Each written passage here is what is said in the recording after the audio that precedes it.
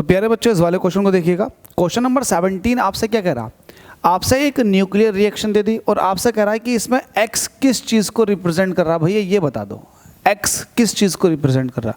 तो मैंने आपको बताया था, ये जो होता है ना, जो एरो के इस तरफ लिखा हुआ होता, तो ये प्रोडक्ट होता। ये क्या होता है? प्रोडक्ट। और इससे पहले जो होता है ये होता है reactant. According to the law of conservation of mass, जितना मास रिएक्टेंट का होना चाहिए उतना ही प्रोडक्ट का भी होना चाहिए, और जितना एटॉमिक नंबर, जितने इलेक्ट्रॉन रिएक्टेंट के पास होने चाहिए उतने ही प्रोडक्ट के पास होने चाहिए इलेक्ट्रॉन। तो ये वाली बात तो क्लियर है। अब मुझे एक बात बताओ, इस अगर रिएक्टेंट को देखूंगा तो इसका मास नंबर कितना? 11 है, ठीक है। तो जितना मास नंबर इधर है उतना ही राइट में भी होना चाहिए।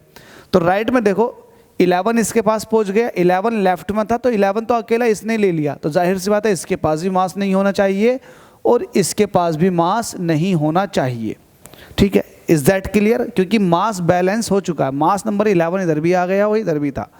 अब एटॉमिक नंबर की बात कर लो, 6 ये है, 5 ये है और 1 ही आ गया, तो 6 इलेक्ट्रॉन इसके पास थे, 5 और 1 6 इलेक्ट्रॉन आ चुके हैं, तो जाहिर सी बात है यहाँ भी कोई इलेक्ट्रॉन नहीं होना चाहिए।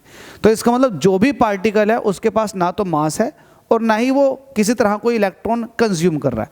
अब देखो जरा इलेक्ट्रॉन को बताओ, इलेक्ट्रॉन का सिंबल क्या होता है? -1 होता है। तो इसका मतलब ये तो 0 नहीं हुआ, यहाँ भी 0 नहीं हुआ। जब नहीं हुआ तो इसका मतलब इलेक्ट्रॉन नहीं हो सकता।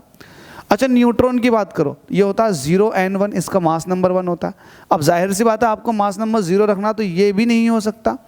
अच्छा, न्यूट्रिनो क्या होता है? भाई ये न्यूट्रिनो जो होता है इसको आप ऐसे दिखाते हो, न्यूट्रिनो ये होता है, इसका भी मास नंबर 0 होता है और एटॉमिक नंबर भी 0, मास नंबर भी 0।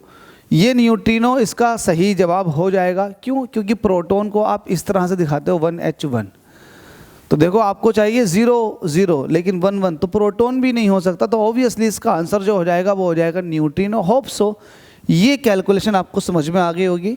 अगर समझ में आ गई तो वीडियो को लाइक कर दें यार, जितना हो सके शेयर भी कर दें, अपने दोस्तों को शेयर करो इस वीडियो को।